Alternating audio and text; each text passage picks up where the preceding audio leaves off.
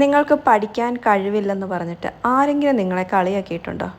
പലപ്പോഴും PSCക്ക് പഠിക്കുന്ന അല്ലെങ്കിൽ നീറ്റ് എക്സാം പോലെയുള്ള മത്സര പരീക്ഷകൾക്ക് പഠിക്കുന്ന പല കുട്ടികളും ഈ കളിയാക്കലുകൾ കേൾക്കേണ്ടി വന്നേക്കാം. ഒരുപാട് മോട്ടിവേഷൻ നമുക്ക് പല സൈഡിൽ നിന്നും കിട്ടും. പക്ഷേ അതേപോലെ തന്നെ കളിയാക്കലുകളും കേൾക്കേണ്ടി വരാറുണ്ടല്ലേ? കഴിവില്ലെന്ന് പറഞ്ഞ് പലരും കളിയാക്കുമ്പോൾ ചിലപ്പോൾ അവരിത് തമാശയ്ക്ക് പറയുന്നതായിരിക്കാം. അവർ വിചാരിക്കുന്നത് അങ്ങനെ കളിയാക്കുമ്പോൾ നമ്മൾ മോട്ടിവേറ്റ് ആകും, കുറച്ചും കൂടെ പഠിക്കും എന്ന് കരുതി പറയുന്നവരും ഉണ്ടാകും. മനഃപൂർവ്വം നമ്മളെ തളർത്താൻ വേണ്ടിയിട്ട് കളിയാക്കുന്നവരും ഉണ്ടാകും.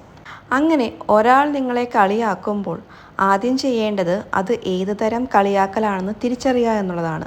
ചിലപ്പോൾ നിങ്ങളുടെ ഗുണത്തിന് വേണ്ടിയിട്ട് കളിയാക്കുന്നതായിരിക്കാം. അങ്ങനെയുള്ള ആളുകളടുത്ത് നമ്മൾ ഒരിക്കലും ദേഷ്യമൊന്നും മനസ്സിൽ വെക്കാൻ പാടില്ല.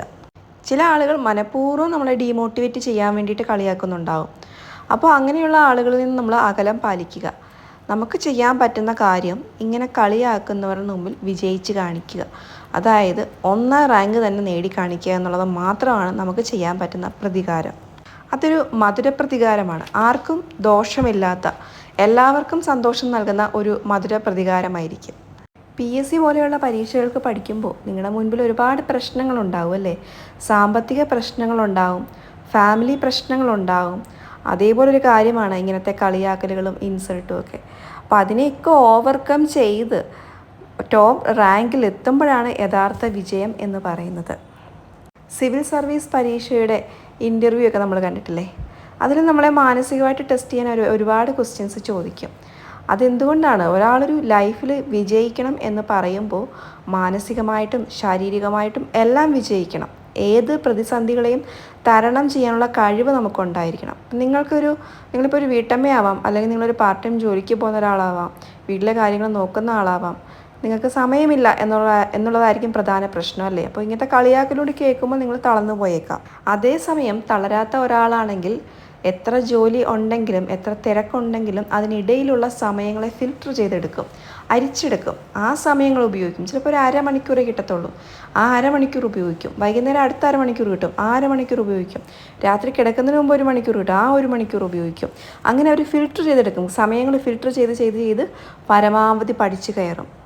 തെരുവ് വിളക്കിൻ്റെ വെട്ടത്തിരുന്ന് പഠിച്ച് IAS നേടുന്ന കാലമാണെന്ന്. അപ്പോൾ പിന്നെ നമുക്ക് PSC നേടിക്കൂടെ? നമുക്ക് അത്രയ്ക്ക് ബുദ്ധിമുട്ടുകളൊന്നുമില്ലല്ലോ. അതുപോലും ആ സാഹചര്യം പോലും ഇല്ലാത്ത, നമ്മളുടെ അത്രയും സാഹചര്യം ഇല്ലാത്ത ആളുകൾ റാങ്കുകൾ വാങ്ങുമ്പോൾ നമ്മുടെ സാഹചര്യങ്ങളൊക്കെ നിസ്സാരമാണ്.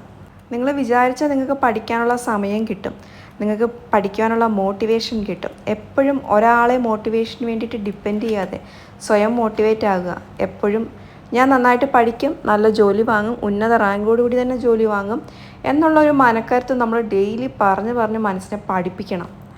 എന്നെപ്പോലെ പല ചാനലുകളും നിങ്ങൾ കാണുന്നുണ്ടാവും മോട്ടിവേഷന് വേണ്ടിയിട്ടല്ലേ? അപ്പോൾ എൻ്റെ ചാനലിൽ ഇപ്പോൾ ഒരു മോട്ടിവേഷൻ കേട്ട ശേഷം ചിലപ്പോൾ അതിൻ്റെ ഒരു എഫക്റ്റ് ഒരു ദിവസത്തേക്ക് കാണത്തുള്ളൂ, ചിലപ്പോൾ അത്രയും പോലും കാണില്ല. നെക്സ്റ്റ് ഡേ നിങ്ങൾ വീണ്ടും പഴയതുപോലെ ആകും.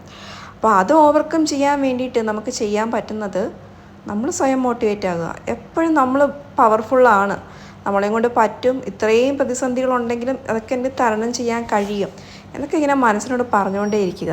സെക്രട്ടേറിയറ്റ് അസിസ്റ്റൻറ്റിൻ്റെ ഒരു കൺഫർമേഷൻ വന്നിട്ടുണ്ട്. അപ്പോൾ നിങ്ങൾക്ക് ഇനി ഏറ്റവും ഒരു ഗോൾഡൻ ചാൻസാണ് ആ എക്സാമൊക്കെ അല്ലേ? അപ്പോൾ തളരരുത്, പഠിക്കുക.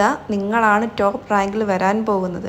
ഈ വീഡിയോ കേൾക്കുന്ന ഓരോ ആളുകളും, സീരിയസ് ആയിട്ട് പഠിച്ചു തുടങ്ങുന്ന ഓരോ ആളുകളും ടോപ്പ് റാങ്കിനുള്ളിൽ വരാനുള്ളവരാണ്. ആദ്യത്തെ 50 റാങ്കിൽ വരാനുള്ളവരാണ്. അല്ലെങ്കിൽ നിങ്ങൾ ഒരിക്കലും ഈ ഒരു വീഡിയോ പ്ലേ ചെയ്ത് കാണില്ല, നിങ്ങളത് സ്കിപ്പ് ചെയ്ത് കളഞ്ഞേനെ. നിങ്ങൾക്ക് എവിടേക്കോ ജയിക്കണം എന്നുള്ള ആ ഒരു മോഹം നിങ്ങളുടെ മനസ്സിലുണ്ട്. അതുകൊണ്ട് നന്നായിട്ട് പഠിക്കുക, വേറെ ഒന്നും ചിന്തിക്കരുത്. പഠിക്കാൻ ഇനി വളരെ കുറച്ച് ദിവസങ്ങളേ ഉള്ളൂ. എക്സാമിന് മുമ്പുള്ള ദിവസങ്ങൾ എണ്ണി നോക്കുക.